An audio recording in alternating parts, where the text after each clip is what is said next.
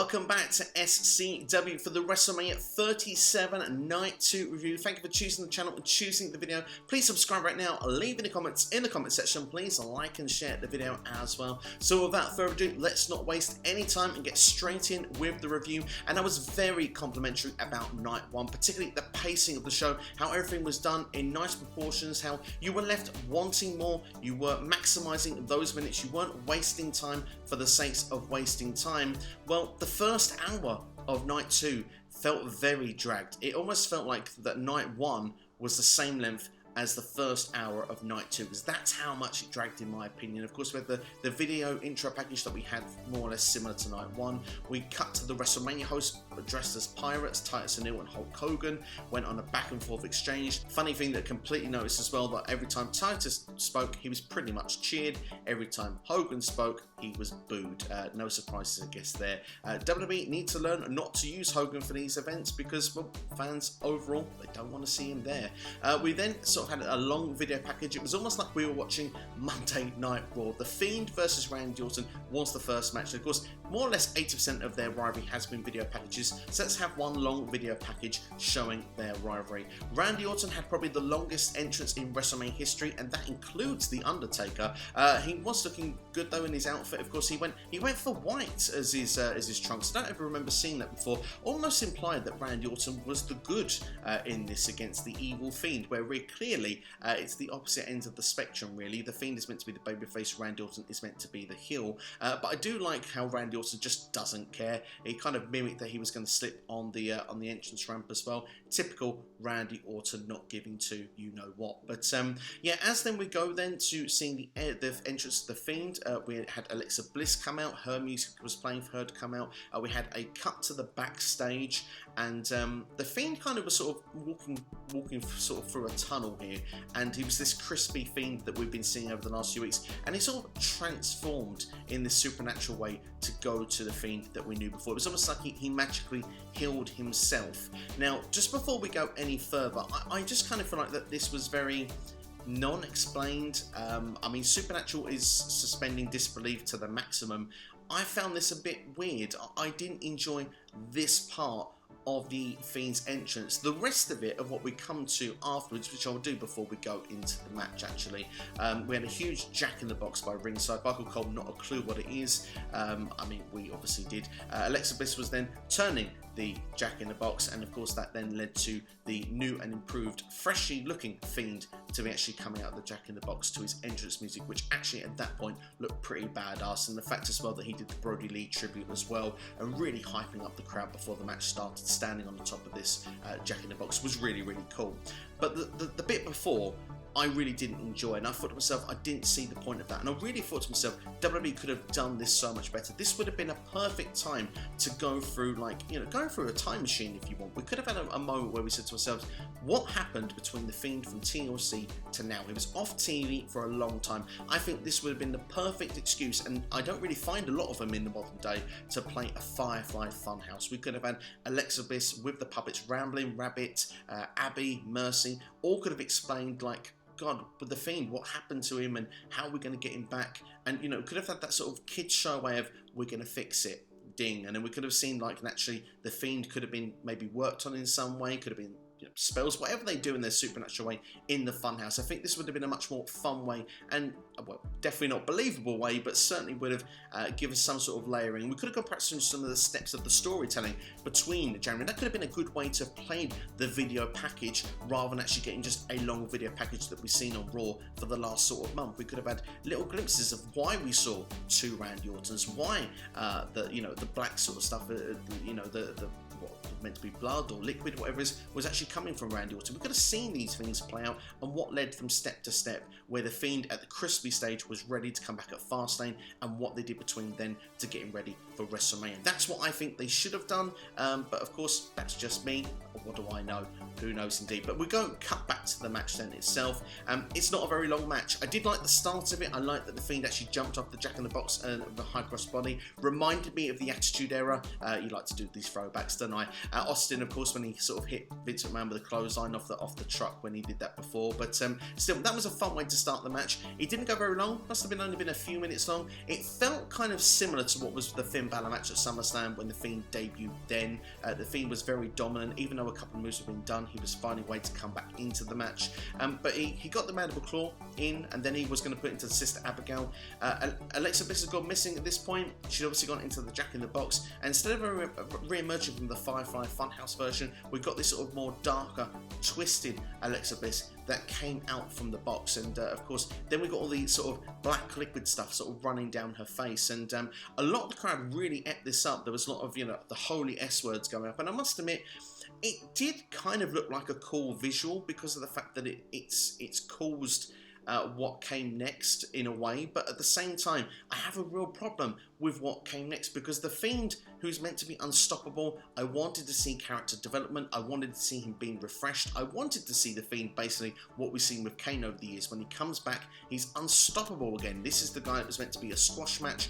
The Fiend gets his revenge on Orton. We could all move forward happily and nicely. Instead, the Fiend was sort of possessed with what was going on with Alexa Bliss. This distracted him, he turned around, he got hit into an RKO, and it was just one RKO that got the victory, which was very strange indeed. And then we had a stare down after the match with the Fiend and Alexa Bliss. The lights went out and nothing happened. And literally nothing happened. And I suppose that's meant to be the hook of what's going to come with this next. But at the same time, the fans booed because they weren't given enough. They were given a ruined opportunity of the Fiend. Arguably, he's been botched again because he's lost at WrestleMania. This was supposed to be, you know, repaired damage from what happened at WrestleMania 33, where the Fiend, or Bray Wyatt, then lost to Randy Orton. We didn't get that. So here, it's almost history repeating itself, which for me doesn't feel like it's closed off this feud, sadly. It means that it could go on further. But there is a slightly more interesting dynamic with Bliss and Fiend, because what's going to happen there? Are they going to split? What's the situation with it? I have thought of a scenario that would make it interesting, but I also feel that we're not got that. Because we've had such of the supernatural stuff that's been going on with this, I've had a disconnect with this for about 2 to 3 months. So in some ways, I have happiness because I feel that we could be getting a split between the two of them. We could see some normality for Alexa Bliss maybe going forward in a new variation of the character that's maybe not so supernatural, but maybe we could find a way transitioning back to the goddess eventually, who knows. But at the same time as well with the Fiend, if he can go off and on his own path, maybe he's not got anything holding him back, no emotion, we can perhaps get a monster Fiend again. But at the same time, looking at it, this is how I'm going to take it from a fancy booking point of view of what I'd like to see going forward, where I might say I can forgive it a little bit. We saw Alexa Bliss at the start of this, and this is where I kind of got captured into it. Alexa Bliss as the storyline was sort of manipulated by the Fiend. She was almost controlled by him, possessed by him. It was almost mind control under that, and it feels like if the role was reversed here, and this is meant to be like Sister Abigail coming through Alexa Bliss, maybe that's what it is. Something's overtaken the power of Alexa Bliss that's now overtaking power of the Fiend, what was holding the Fiend back originally. That could be an interesting dynamic, because if the role is reversed, that now the Fiend is possessed by Alexa Bliss, that could be interesting. The mind control, I don't mind, but when it comes to the supernatural stuff, I find a total disconnect. This start of WrestleMania, unfortunately, was a complete mess. The match was very short. We didn't even have the start of the match until about 20 minutes into the pay-per-view. I mean, at least with the night previous, we had to wait 40 minutes, but there was good reason for it, and it was the way it was built was quite nicely. This here just felt a long delay, and what for, and it didn't feel like the right opening match at all for me. So a very long time talking about this match. The rest of the review hopefully won't be as in-depth as this with the mess, because to be fair, a lot of the pay-per-view is decent, but this was a really bizarre opening segment, and I can't really give it too much positive feedback. I can say things that I've liked about the characters, but it's going to be interesting to see what happens going forward. Will the Fiend and Orton carry on? Why has Alexa Bliss not wanted to see Randy Orton get his comeuppance after what's happened? Is it because she got her revenge at Fastlane? There's a lot of unanswered questions here, and it's going to probably determine more on Raw the explanation, if we get an explanation, as whether this can recover or not. But for me at this stage, this is a very heavy negative standpoint here, because WWE Creative, yes, they're trying something different, but the thing is though, with this different, it's not something believable. There's no continuity. I'm just not feeling it. That's pretty much it. The next match then was the Women's Tag Team Championship match between Shayna Baszler and Nia Jax against Natalya and Tamina. This went on far too long. I mean, we're talking the end of the first hour. This was one of the longest matches of the entire card here, of the entire weekend, and it had no build either, which was a really bizarre decision. No Reginald either with Nia Jax and Shayna Baszler, which makes you question, where has he been? Why is he not there? He's been on TV dominating the women's division for the last 3 or 4 months in every storyline he's been involved in. He's not even at WrestleMania. Very strange booking decision. But the story of the match, I didn't actually mind. It was kind of almost a 2-on-1 scenario. Tamina was taken out of the match, so it was the 2-on-1 work on Natalya. Kind of enjoyed that dynamic, but of course Tamina did get the hot tag, and weirdly the crowd was really into Tamina. Have I missed something? Can someone please explain to me in the comments why everyone was really behind Tamina? I don't quite get that one, but anyway, we get towards the end of the match, and Tamina is out of the ring again. Natalya taking quite a bit of a beating in this match. There was a very vicious knee to the face that looked like it was almost legit. That looked painful, but Natalya putting on a sharpshooter on Nia Jax, that looked quite cool. It was almost like the WrestleMania 9 dynamic of Bret Hart Yokozuna. That was pretty well done. But then Shayna Baszler was the legal person, not Nia Jax. She put in a Kakuna clutch, and Natalya passed out for the victory then for the tag team champions. My main problem with this as well is the fact that over 2 nights we built a storyline to have competitors go for them women's tag team championships, and we still have the same champions, which makes me think, what was the point of night 1 to get to night 2? So perhaps being a bit salty with the first hour of this show, but I'm really not a big fan of it. I must admit, the first hour of night 2 of WrestleMania really made me think that night 1 was a hell of a lot stronger. But thankfully, this was the turning point. Things got a lot better from here. The fact is as well, next we had Kevin Owens against Sami Zayn. Of course, Logan Paul was at ringside. Fantastic match with Kevin Owens and Sami Zayn. My only critique of this match is it wasn't long enough. If we'd have actually switched around match 2 and match 3 in match length times, this would have been perfect, because these two, they've got the chemistry. They know how to work things so perfectly in the ring, Kevin Owens and Sami Zayn. I love the fact that they had teasers as well, especially with their previous matches. Battleground 2016 was the one that I really liked the most, especially as it goes towards the finish of the match. You know, Sami Zayn hitting his, you know, the finish that he has in the corner with the big boot going in there, and then he went to go and do it a second time, running straight into Kevin Owens into a super kick. Kevin Owens then eventually picking up the victory with the stunner, and you know, saying that this pretty much was on Sami Zayn, and I like the way this was done. This was decisive as well, because they had a great match, but Kevin Owens here, a victor once again at WrestleMania. Feels like momentum is going back onto the side of KO, and Logan Paul, of course, we knew would have some sort of involvement at the end. Very similar to like WrestleMania 14 here, because Sami Zayn was a bit annoyed because you know, Logan Paul was kind of congratulating Kevin Owens here, which Kevin was a bit unsure of as well. He and Sami Zayn was getting in Logan Paul's face.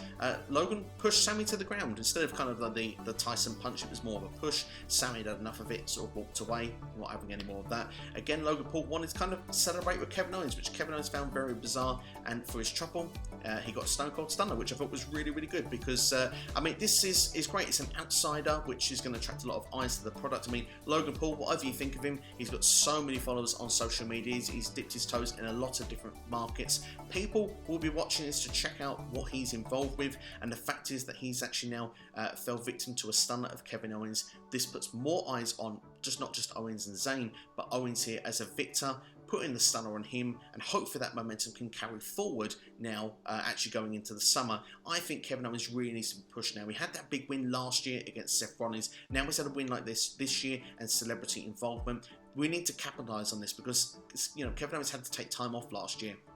This year, KO, he's sticking around. Let's give him the money in the bank. I think he's the right guy to win the money in the bank, because he's near that main event level. He just can't get that championship. He's just that little step away from being a champion, from being a full-on main eventer again. I think the money in the bank would actually really suit someone like KO, so I really want to see that happen. Backstage, we had a Riddle in a segment with the great Carly and Rob Van Dam, and I must admit, I didn't hate this.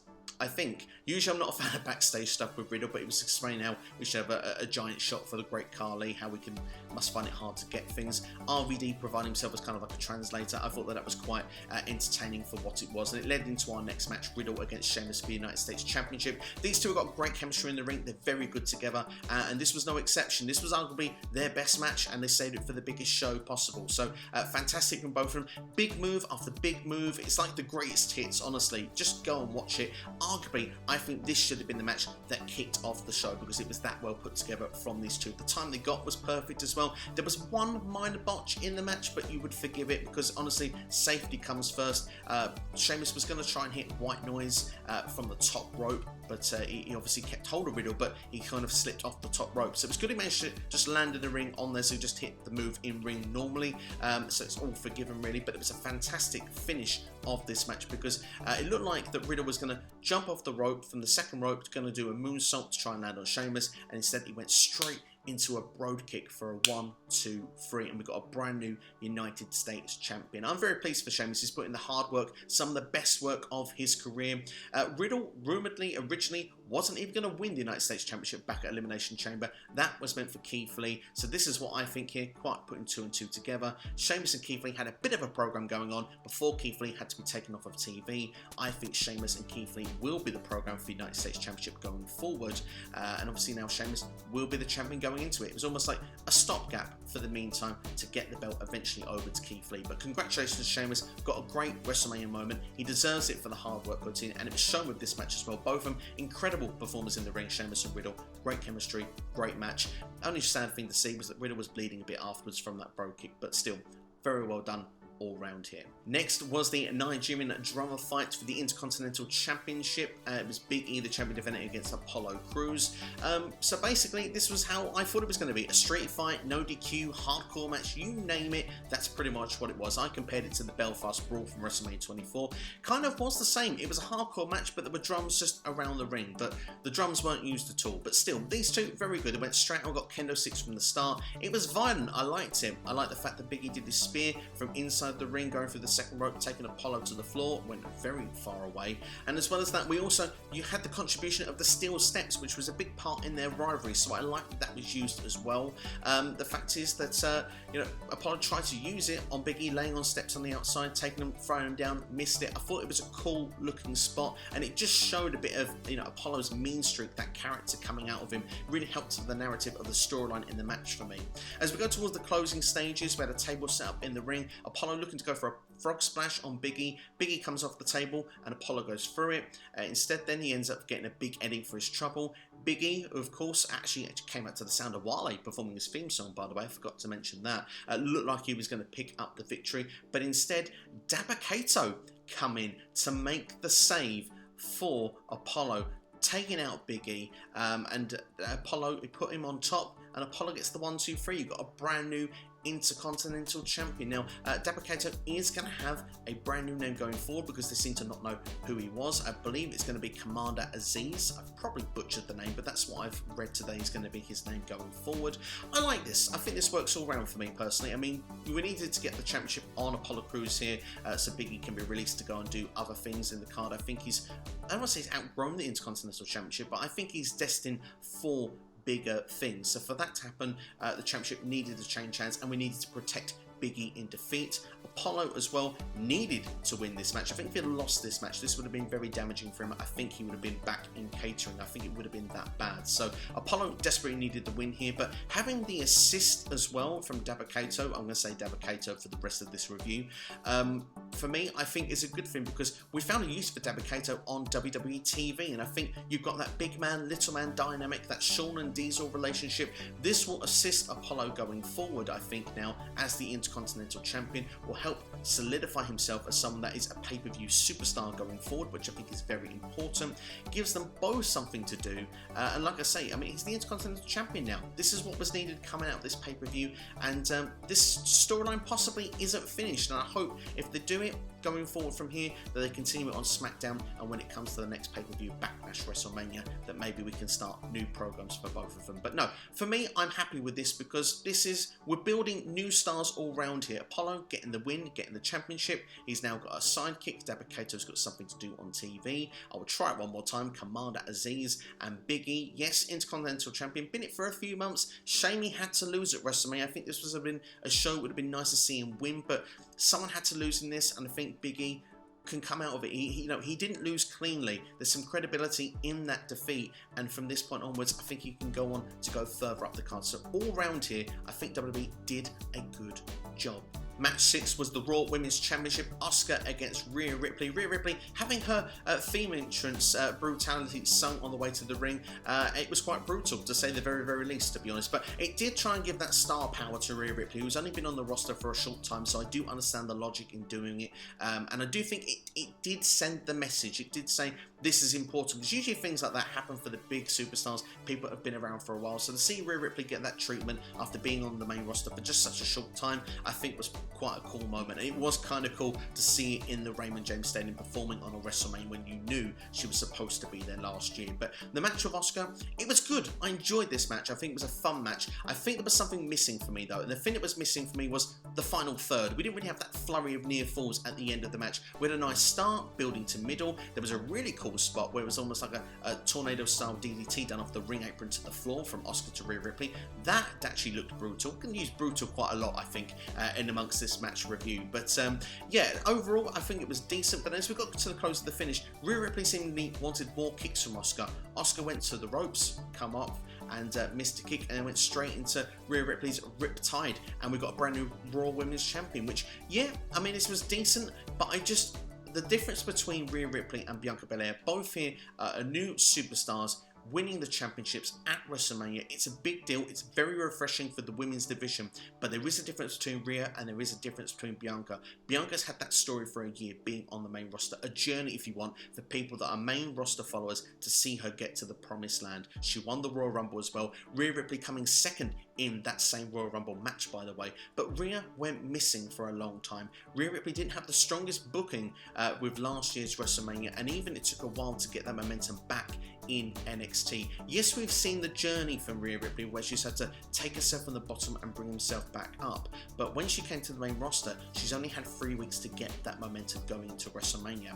This is very refreshing for the Raw Women's division, so I'm very happy to see it. I want to see Rhea Ripley as the Raw Women's Champion, but I hope she doesn't just, you know, take the championship and that's it. I now want to see her build upon this and build a legacy as the Raw Women's Champion, which I think she's going to do. I do think we're at the starting blocks here of something great with Rhea Ripley. I just hope that it is executed well and better than it has been on the build into just this couple of week program going into WrestleMania. I still think perhaps this program isn't finished, but we'll have to see how it's going to be going forward. Perhaps there is another bigger, better match that will happen somewhere down the line. Perhaps an opportunity where there is more time to give a longer match for these two. But what I will say is it was a good match. It was almost like a feeler match with this.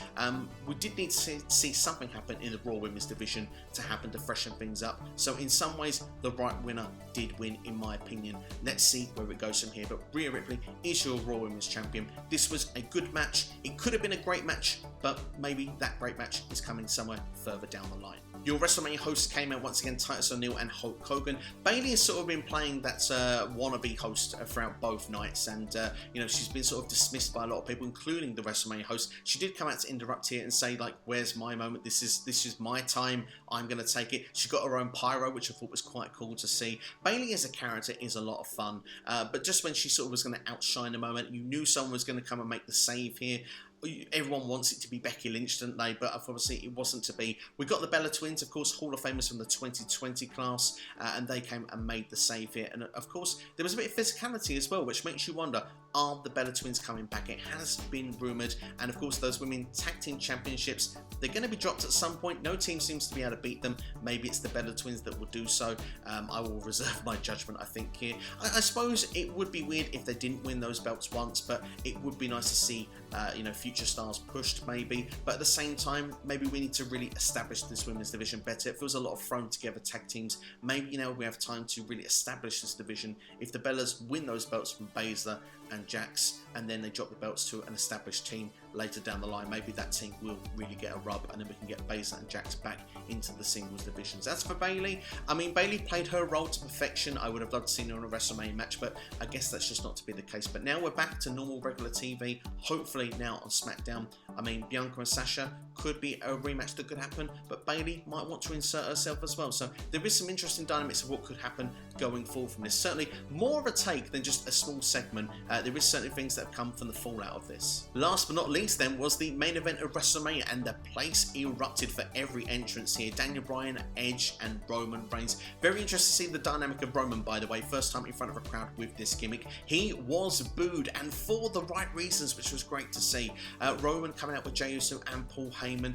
We got the announcements. Edge, by the way, the crowd was so behind Edge. Everyone loved it as well, and the way he managed to elevate himself. He always comes out with such energy for his theme music. One of my favourite entrance themes, by the way. It was just fantastic. I really enjoyed the way that he just pumped the crowd right up. Obviously Daniel Bryan with his yes movement as well. This match from the start was really good. I mean, the thing is, it makes sense. There's no disqualifications in this match. Jey Uso's at ringside. He's assisting Roman Reigns with super kicks, taking everybody out. But it's not long until, you know, Daniel Bryan and Edge managed to get the comeback here and get Jey Uso taken out of the match so they can go with that triple threat dynamic. Brilliant spots here. There's some great moments throughout this match. I can see, you know, Daniel Bryan being put through a table from a powerbomb from Roman Reigns, Edge then running to actually spear him off the steps that he's on. We cut to then being in the ring, and just when Edge looks like he's going to get the victory, having a crossface, going to get a submission victory on Roman Reigns, Daniel Bryan stops the arm going down from Roman being able to tap, to then take that arm and put him in the yes lock simultaneously with this crossface, and then Edge and Daniel Bryan trying to headbutt each other to try and get the other one off so that they can get the victory, and Roman clearly giving up. I thought that was an awesome looking moment there. That was a lot of fun to watch that. Edge he felt like he had the victory on a couple of different occasions. This really going to play into the story narrative coming out of WrestleMania. Hitting the spear. There was a double spear with Edge and Roman actually trying to just hit shoulder to shoulder on one another, and that was a cool looking moment as well. But Edge hit the spear, looked like he was going to get the free count, and Daniel Bryan pulling the referee out of the ring at the last moment. I thought that was a very clear narrative. You saw Edge's face, and from that moment you knew Edge wasn't winning the match. But the psychotic side came out. The steel chairs came out as well, hitting Daniel Bryan with a chair, Roman with a chair. The concerto was hit as well on Daniel Bryan from Edge. At this point, Jey Uso come and make the save before it happened to Roman. That way Roman could make the recovery, do a concerto on Edge, put Edge on top of Bryan, and then of course he actually pinned both of them to the mat to actually retain. And I must admit, I thought Edge was going to win 10 years to the day, but you know what, from storyline narrative, I think this could be a masterstroke. I think it could be fantastic. Roman Reigns here has won this match. Yes, he's not won it clean. Let's not get away from this here. Jey Uso was involved. Would you like to see the match clean? Yes, I would have, but you know what, Jey Uso's worked so hard over this last 12 months. It was nice to see him beat in the main event of WrestleMania. He's deserved to be on this card as much as anybody else. Jey Uso has been one of the best in-ring works and acts over the last 6 months for sure. I'm pleased to see that he was involved in WrestleMania in a strong capacity. Yes, not in a match, but certainly in and amongst the main event and being a decisive factor. But Roman Reigns is standing tall at the end of this show, establishing this is the guy. It's not the legends who stand out on top. Daniel Bryan, Edge, two people who, you know, are probably at the latter stages of their career. It's the now that's standing tall. Roman Reigns with that championship, standing tall, standing proud as the champion, and it closed him off the show, which I think, you know, shows as well. Roman was looking the most vulnerable at this point, but he still came through it, and I think it's going to be awesome because I think Roman will drop that championship to a future star. I think it's going to be a cemented star. Someone like Big E will beat Roman Reigns, and that will be the person that will really get the momentum and get the rub. It would have been lovely to have seen Edge get that 10-year anniversary right. I think it would have been very special to see.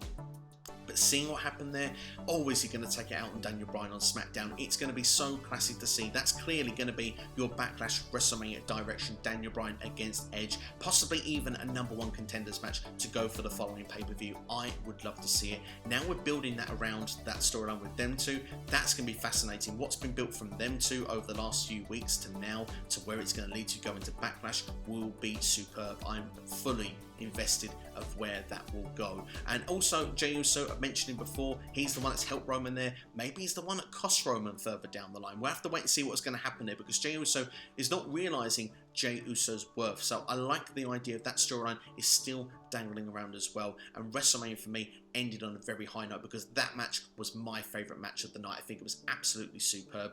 KO and Sami, awesome as well, but I do feel that that match should have been given more time, and I really enjoyed Riddle versus Sheamus as well. So to give this a score overall, I'm going to give it a 7 out of 10. The first hour for me was a complete dud, but after that we got back to good pacing, good timing, feeling everything was hitting the points, hitting think the moments, the only match that perhaps slightly undelivered was Asuka versus Rhea Ripley, but like I say, that match was good, but I expected it to be great, so maybe that is a nitpick from me. To give my score overall on both nights of WrestleMania combined, it was 8.5 and a 7, so overall, I'm going to give WrestleMania this year a 7.75 out of 10. I think overall, it's been fantastic over the 2 nights, and we have established something here that we've not seen for a long time, because legends have been missing from the show. No Undertaker, no Goldberg, no Cena, no Triple H, and you know what? I think we benefited from it, because people that have come in from outside the casual eyes have actually seen your current stars put on a great show overall. I think WrestleMania over the 2 nights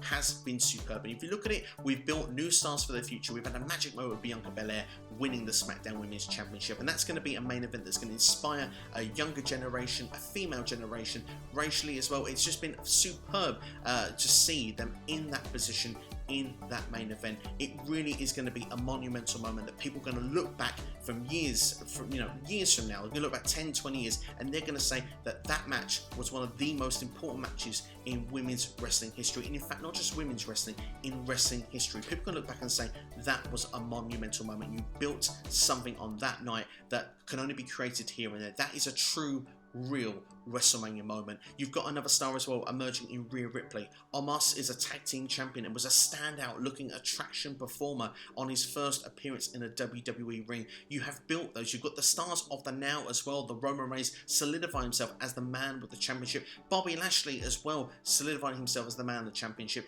And as well, people like Drew McIntyre is seen as a massive deal, but he's got a journey to go to get back to his story. There are things coming out of WrestleMania that are, in storyline terms, are very interesting going forward. Daniel Bryan and Edge. There are great things that have come from this as a show overall, and I think the WWE has done a superb job. I will just go back and touch it one more time. The thing that they are butchering right now is the Fiend, and particularly that storyline with Randy Orton. That for me needs to finish ASAP. I'm not sure if it is finished. We'll have to wait and see. We'll know clearly more after Raw this evening. But that's all from me anyway. I think this has been one of the best WrestleManias in the WrestleMania 30s category. If you put all the 30s WrestleManias at this point, I think it's definitely in the top 3 or 4 without question. But I'd like to know your thoughts in the comments below. What did you think of Night 2 of WrestleMania? What did you think of WrestleMania overall? And let me know if you've enjoyed this review as well. But I'm off now. Take care. Have yourselves a great day. You've been watching SCW here on YouTube.